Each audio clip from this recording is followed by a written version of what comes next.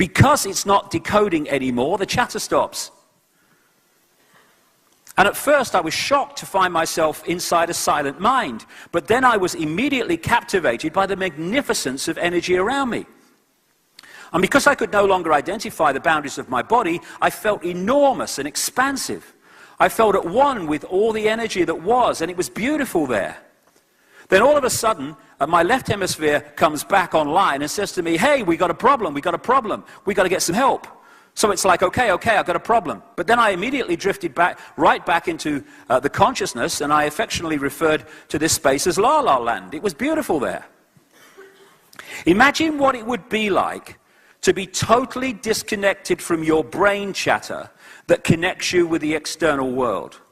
So here I am in this space, and any stress that related to me, to my job, it was gone. And I felt lighter in my body. And imagine all of the relationships in the external world and the many stresses related to any of those, they were gone. I felt a sense of peacefulness. See, all this stuff, all this stress, all this stuff that causes such grief and stops us from finding joy, it's all body-computer stuff. Not consciousness. I'm at the top. And imagine what it would feel like to lose 37 years of emotional baggage. Body-computer stuff. I felt euphoria. Euphoria was beautiful. And then my left hemisphere comes online and it says, hey, you've got to pay attention. We've got to get help. And I'm thinking, I've got to get help. I've got to focus. So I've got to call help. I've got to call work. I couldn't remember the number at work, so I remembered in my office I had a business card with a number on it. So I go to my business room, I pull out a 3-inch stack of business cards, and I'm looking at the card on top, and even though I could see clearly in my mind's eye what my business card looked like, I couldn't tell if this was my card or not, because all I could see was pixels. Because this is not decoding, the left brain's not decoding reality into this state that we perceive normally, now she's starting to see levels before that decoding process takes place, and it's pixels. Because on one level, as I keep saying, this reality is digital. And the pixels of the words blended with the pixels of the background and the pixels of the symbols, and I just couldn't tell. And I would wait for what I call a wave of clarity, and in that moment I would be able to reattach to normal reality, and I could tell that's not the card, that's not the card, that's not the card. It took me 45 minutes to get 1 inch inside that stack of cards. In the meantime, for 45 minutes, the hemorrhage is getting bigger in my left hemisphere. I do not understand numbers, I do not understand the telephone, but it's the only plan that I have. So I take the phone pad and I put it right here, I take the business card, I put it right here, and I'm trying to match the shape of the squiggles on the card to the shape of the squiggles on the phone pad. Eventually the whole number gets dialed and I'm listening to the phone, and my colleague picks up the phone and he says to me, woof, woof, woof, woof. And I'm thinking to myself, oh my gosh, he sounds like a golden retriever. And so I say to him, clear in my mind, I say to him, this is Jill, I need help. And what comes out of my voice is, woo, whoosh, whoosh, whoosh. And I'm thinking, oh my God, I sound like a golden retriever. And so I didn't know that I couldn't speak or understand language until I tried. Because when I speak now, what goes between my mouth and people's ears is a vibrational frequency. The brain, through the senses, decodes that into sound.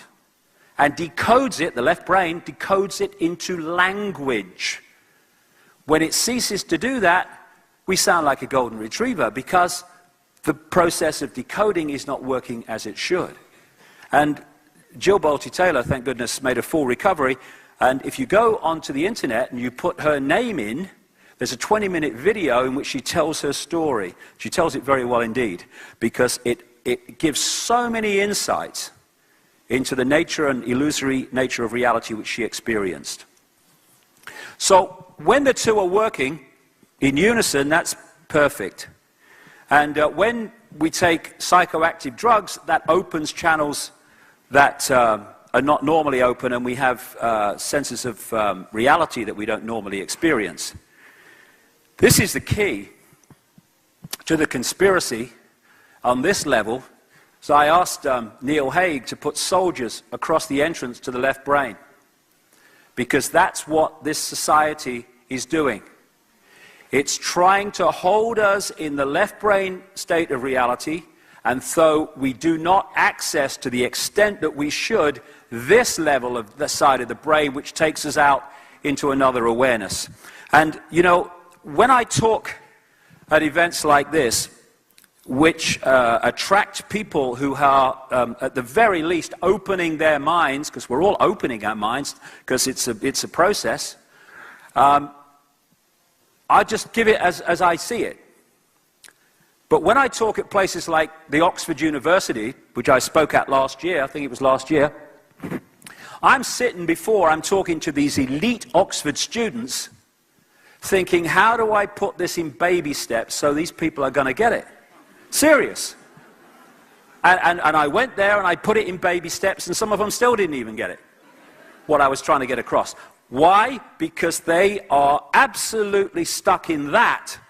And that because of the nature of the process they've been through to become elite Oxford students, and as a result of that, that does not compute anything that comes into unity and the vaster vision of self. And where do the great elite Oxford students go to? They go into science, they go into politics, they go into law, they go into medicine. And that's why we have the society that we do. As this man said, an intellectual is someone whose mind watches itself. Someone who is conscious is someone whose consciousness watches the mind and sees the difference between the two. And the left brain prison is in so many ways the reason we live in an imprisoned global society. Breaking out of that is to open the door to freedom. Because then we're in this world, but we're not of it.